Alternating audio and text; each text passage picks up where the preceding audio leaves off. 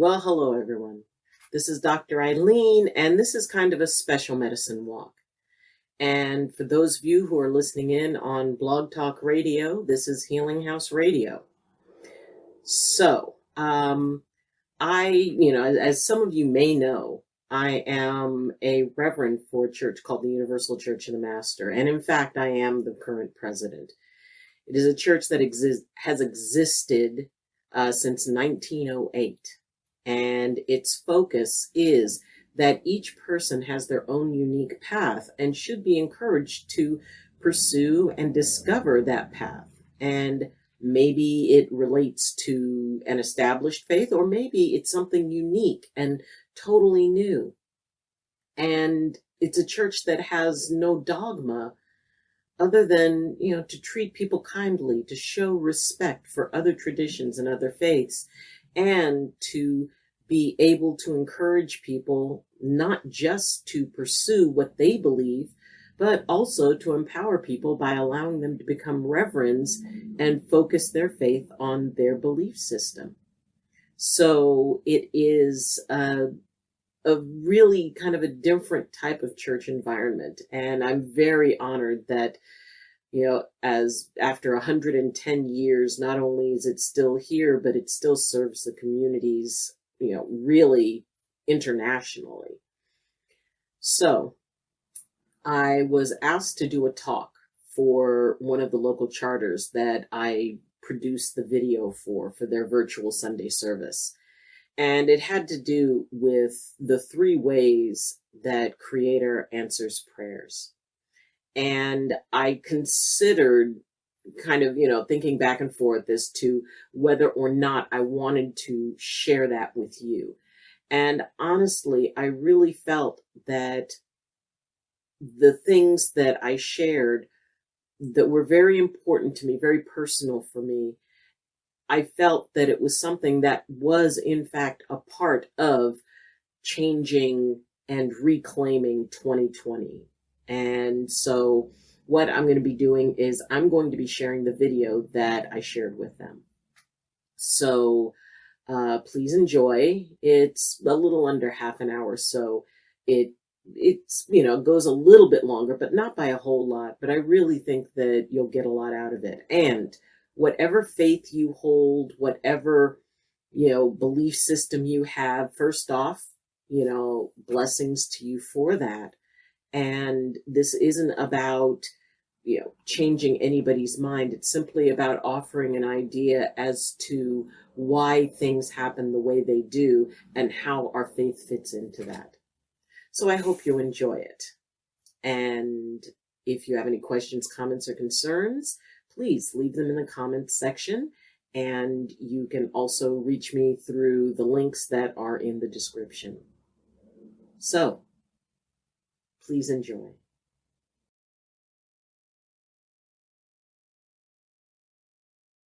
Well, good morning, everyone. I'm Reverend Dr. Eileen Augustine, and I am the president of the Universal Church of the Master, and it's my honor to be here with you this morning. And it is also an honor and a pleasure to talk about something that has been the foundation of my entire spiritual life. And it was something that my mom said when I was young.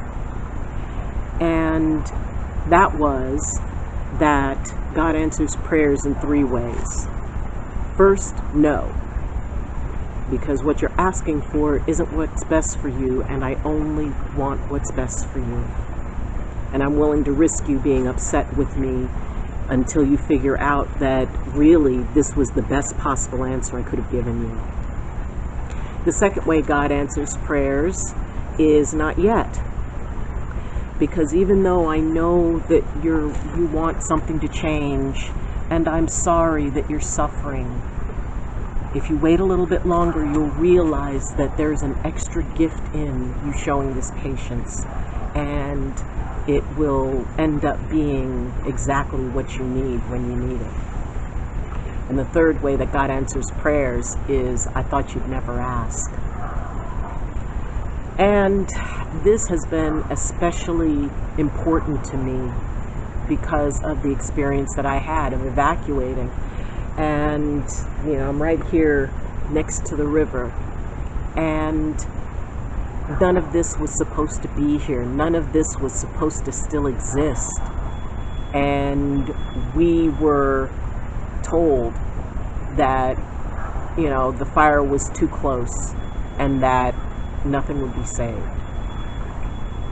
And I prayed hard that if it was within Creator's will, that I be able to have a home to come home to. Now, my prayer was answered, and I have a home to come home to. Sam, I'm gonna chew on a stick. But the thing is that there were other people who left, who prayed just as hard as I did, and yet they didn't have a place to come back to.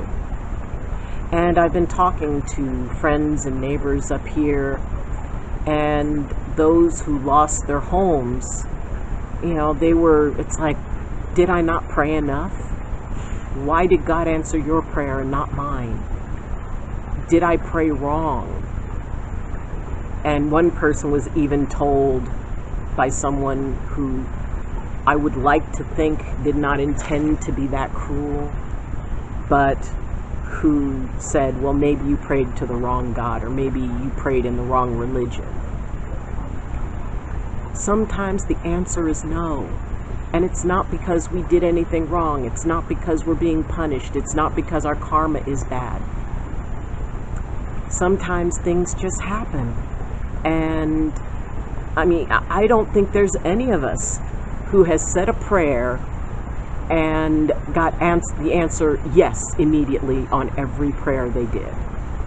There's always times when the answer is no, whether it's praying that a loved one will survive an illness and they don't, or praying that, we win the lottery because we've got a lot of bills and we have a lot of financial burdens and we don't win.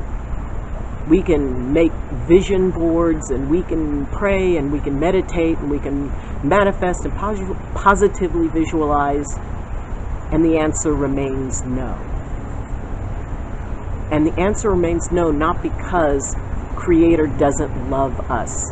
It's not because we don't, that we did anything wrong.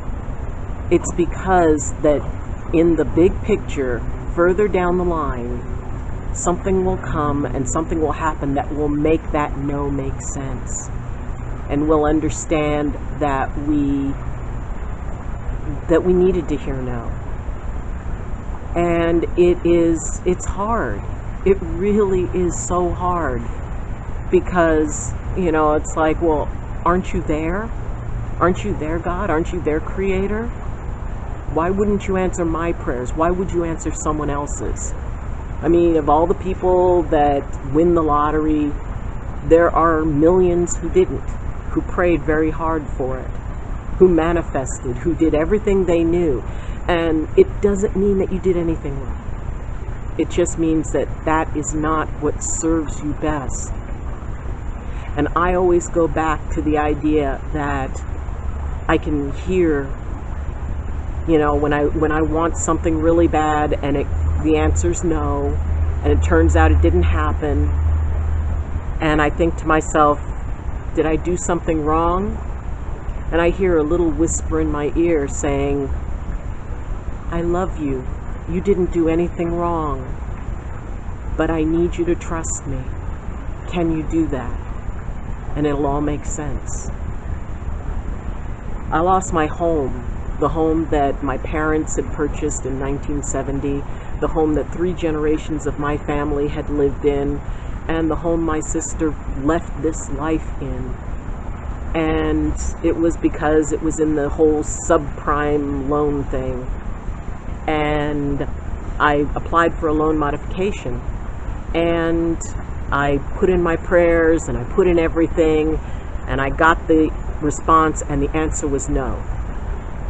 Now, when I did that, when I sent out that application, I asked the universe, I asked Creator, am I going to save this house? And the answer was absolutely yes.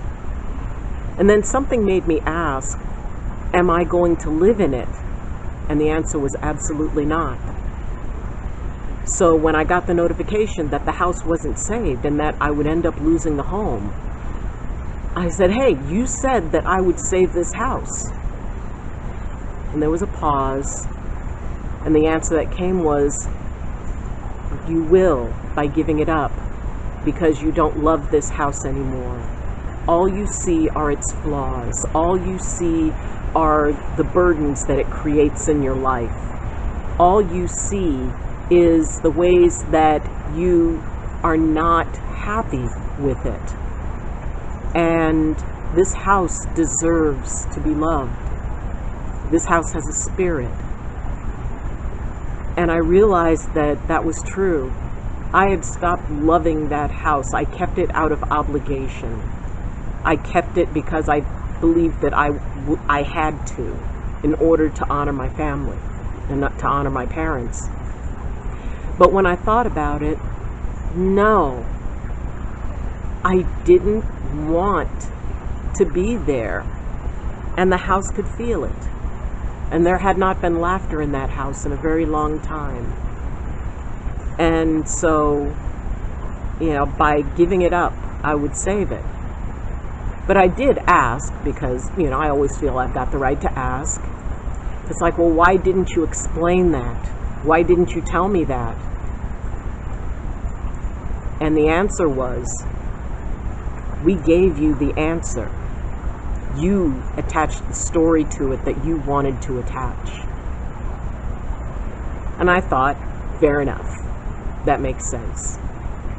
And the thing is, by losing that, by being told no, by having that prayer answered no, I ended up with the home that I had dreamed of since I was a child. My little cabin in the woods surrounded by trees near a river. I could not have had that if the answer to my prayer was yes. Now sometimes God answers prayers not yet. And that can be really frustrating. Sometimes that's more frustrating than a flat out no. Because that means we have to show patience. It means that we have to wait. It means that we have to be able to hold that faith for a longer amount of time. And it is a test of faith. But once again, when I'm told, not yet, I hear that little whisper saying, but do you trust me? I have brought you this far. I have never left you alone. So can you trust me over this little bit? And my answer is always yes. Because Creator, to me, has proven that that trust is well placed. And it's important to be able to figure out that level of trust, the trust that we have, the trust we're willing to give. I know Creator loves me and wants what's best for me.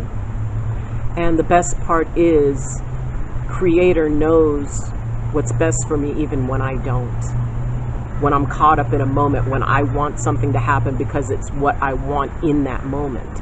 And I can't bring myself to see the big picture or look it down the road. And sometimes, yes, that wait can be a long wait. Sometimes that wait can seem just unbearable. But at the end of it, something always comes out that is that much better.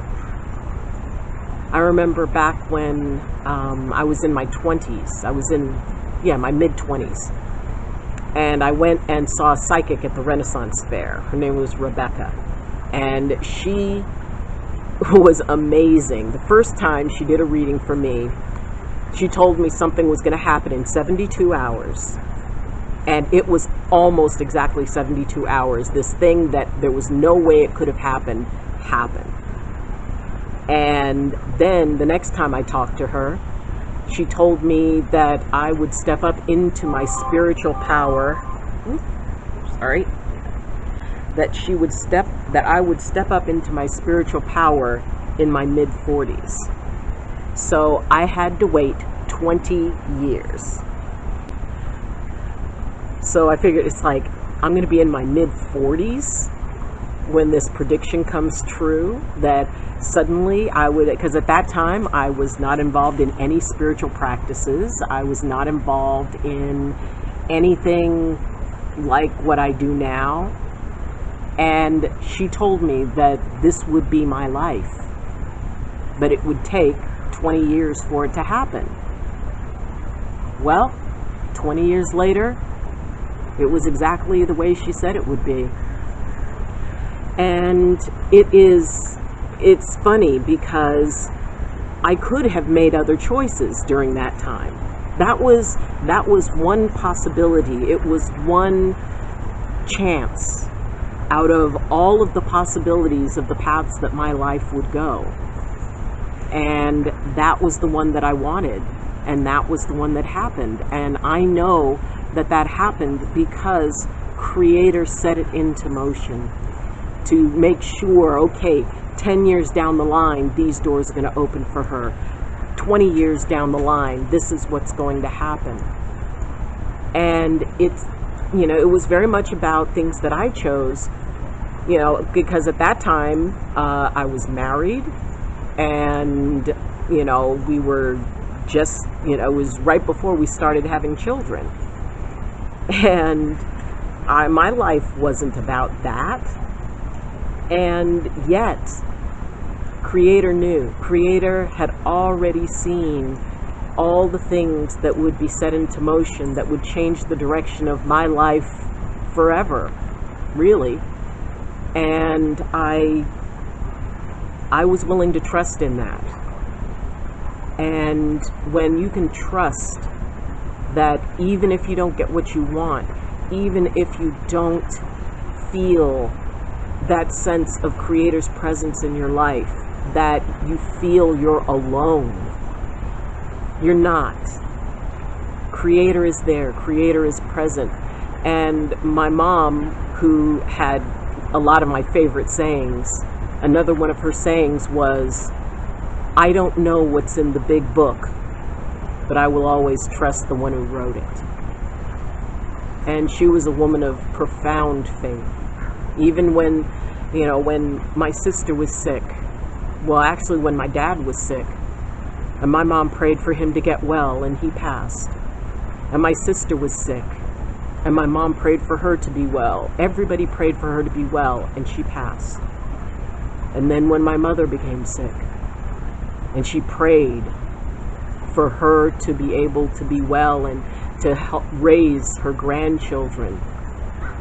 And she told me that she actually said, you owe me this. The other two prayers didn't get answered, but you at least give me this.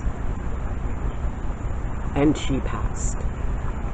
But she passed with the peace of knowing that no matter how bad things were, that God never left her.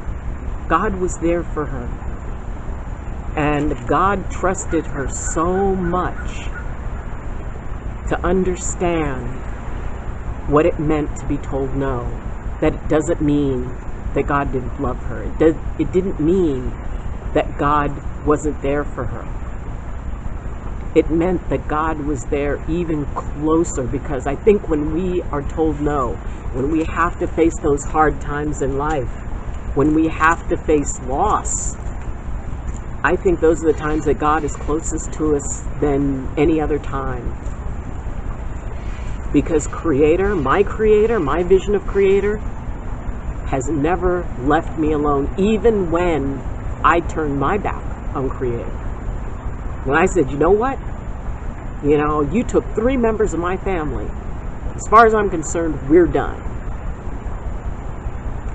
And Creator still wasn't done with me. And was patient. And understood that I needed time to heal. And I needed time to be able to feel again, to trust again. Because it wasn't that I hated Creator, or even I was mad. But I was mostly afraid. I was afraid that if somebody who had the faith that my mother had, if she couldn't get the things that she prayed for, what chance did I have? And God just kind of waited for me to be able to calm myself down, because by remembering and knowing that there will be times that I will pray for something and I will not get it, but something so much more amazing is waiting for me. And all I have to do is wait for it. All I have to do is keep showing up. All I have to do is trust. And yes, when times get traumatic, that trust can be hard. It can be hard to look at the wounds that are in the land, how it physically hurts to feel what has happened to the soil and the land and the earth, to see people standing in front of the home that they loved and now it's nothing but burnt wood and ashes, and watching their pain. That's hard, because I know that they prayed really hard.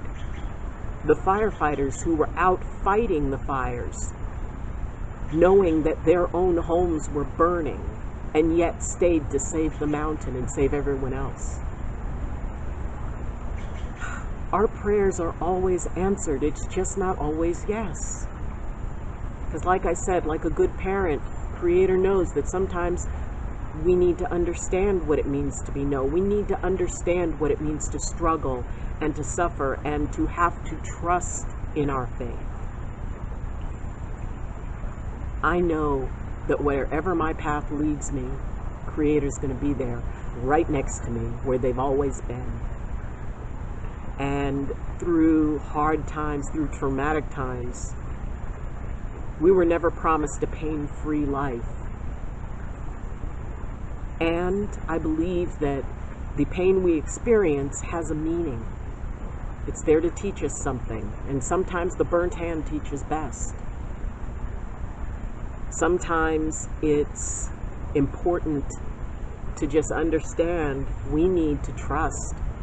We need to be willing to trust the one who wrote our big book. When the answer to our prayers is yes, I know the Creator is celebrating with us, as happy as we are, because Creator wants us happy. I believe that to my core. I believe that Creator wants us to be happy and to be well and to be enjoying life. And sometimes life is fun until it isn't, and it sucks until it doesn't. But we can hold on. We can have faith. We can trust. We can believe that there is a consciousness that loves us and that wants us to do well, and is even willing to let us be angry and resentful and rail and say, I hate you.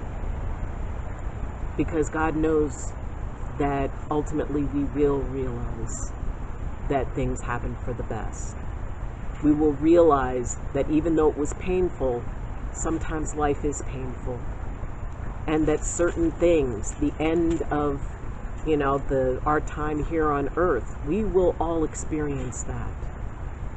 We will all ultimately leave this experience. And that's okay. Because it's not about how long we stay, it's the meaning we give to the time that we're here. And we can do that through learning, we can do that through growing. And sometimes when we go through difficult times and challenging times and hard times, and we make it out the other side, sometimes the meaning to that is the fact that we can be able to help somebody else do that we can help others, we can build that bridge for them, help them to have faith when they don't feel it. No, not yet, and I thought you'd never ask. That is carrying me through some very difficult times that I'm in right now. And if you're in difficult times, first, I'm sorry.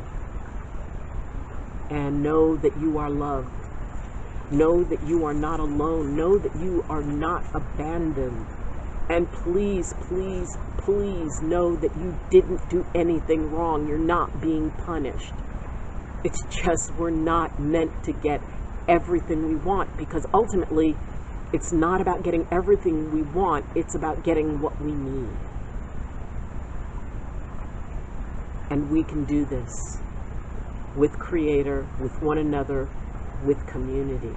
We can help each other through those hard times. Sometimes we need to make new choices for the answer to go from no to yes. And if it's not yet, maybe it's not yet because we need to be able to take different action. We need to do different things in order to create different results. So maybe Creator's just waiting for us to make those new, better choices. And then we get what we want. We get what we pray for. Or we get something even better. Because frankly, I think Creator's imagination is far more extensive than mine. And the best things, the most amazing things I can imagine are nothing compared to what Creator can imagine for me. So yeah, if Creator's got a better idea, I'm all for it. So be at peace. If you're suffering, understand that that suffering will pass.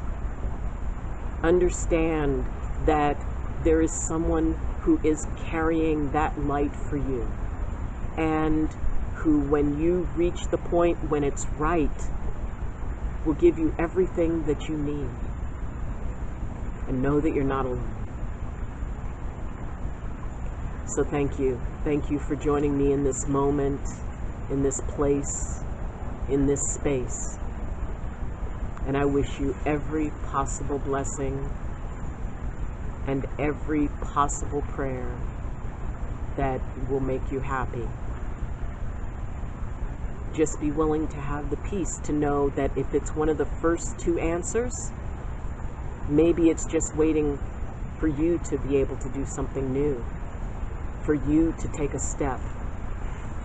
And that can turn the no and the not yet into the I thought you'd never ask. Be blessed, everyone. I love you.